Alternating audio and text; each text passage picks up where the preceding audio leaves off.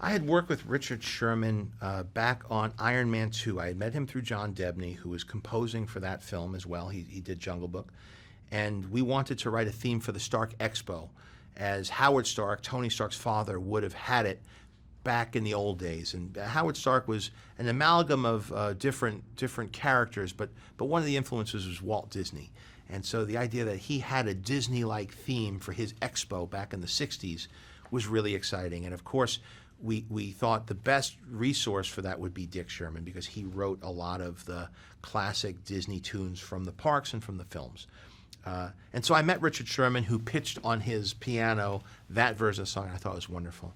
And now here I am a few years later doing, with John Debney, working on Jungle Book, and the idea that we got to pull Richard Sherman into this to help collaborate, because he was such a big part of the original film.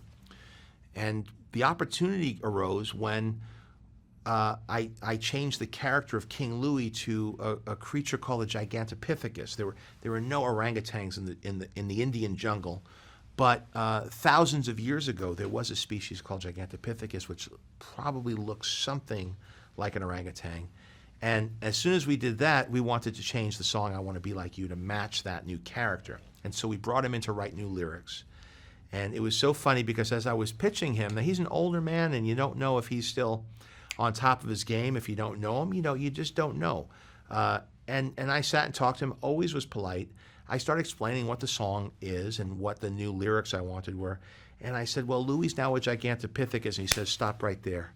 He says, say that word again. And I said, Gigantopithecus, give me a pen. Let me write that down. Gigantopithecus. And remember, this is the guy who wrote Supercalifragilisticexpialidocious, so he loves words. And he starts riffing on Gigantopithecus. And he says, give me a shot at this. And he comes back the next day, and not only did he use it once, he used it twice and found words that rhyme with Gigantopithecus. So this guy still has got his edge, like he did whatever it was 50 years ago when they wrote the music for the old version. I don't remember seeing it for the first time because I was so young. So I don't remember when I first saw it, but I remembered very vividly the images from it as I, was hired to do this. And I don't think it was that I just saw it recently with my kids. I was looking at a lot of material of Disney old animated content for when I was developing a project called Magic Kingdom, where the park comes to life. And so I was doing research in that, but I knew about the movie way before then. I knew, and I could, and if you look at frames in the live action version, without referencing and looking at it, they line up almost exactly with some of the frames in the animated film. So it must have been one of the first films I saw. It came out in '67. I was born in '66. I remember having a dream about Mowgli when I was little. The first dream I ever remember having was of Mowgli riding in the backseat of my parents' Toyota through Manhattan as I stood on the street corner and watched him going by through the window.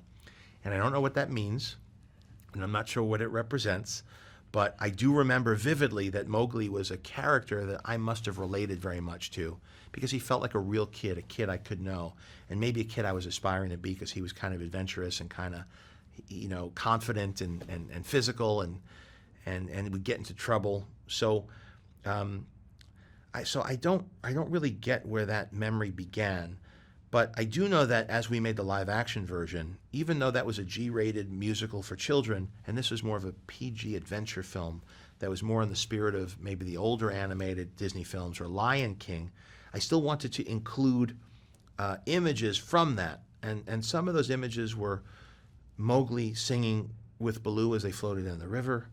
One of it was Kaa with his scintillating eyes, hypnotizing Mowgli, who's trapped in his coils.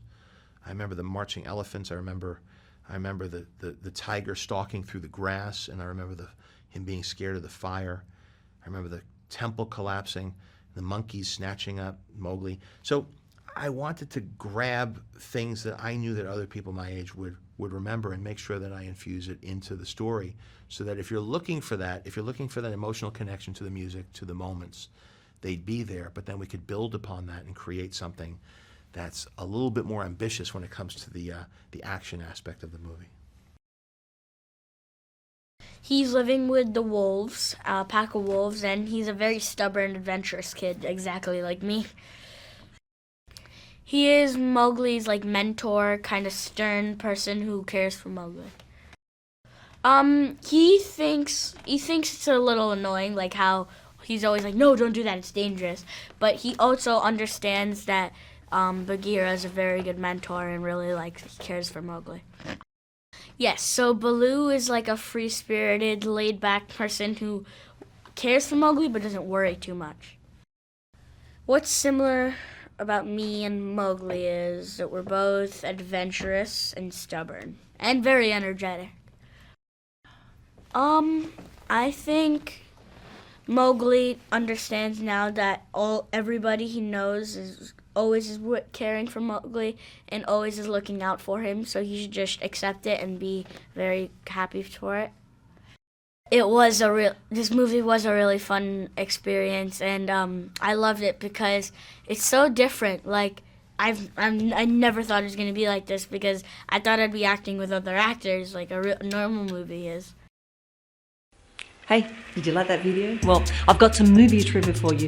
Did you know that, like Facebook, Star Wars was originally prefixed by the definite article the? Much cleaner without it, don't you think? For this and more movie facts, click on more videos, or for more trailers, click on the playlist.